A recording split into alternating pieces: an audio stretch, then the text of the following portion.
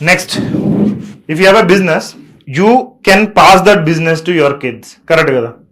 But if you are a salaried, after 20 years of your work, can you pass anything to your kid and he can start from there? See, if you are a kid, forget father. If you are a kid, what do you expect from your father? Now, you are a father. What do you want to give to your kids? Good education. Anyhow, they will be educated, either good or bad. Okay, next.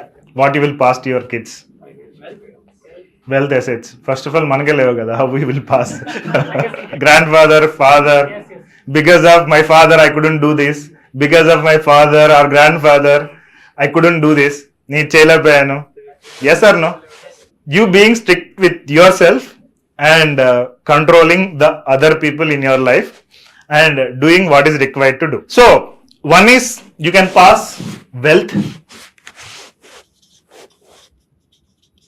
That means one is you can pass businesses if you have business. As of now, you don't have business covered already under 40 దగ్గరకు వచ్చారా? Less than 40, if you are already in, if you are passionate, you can start a business. Okay. If you don't have passion, don't start a business.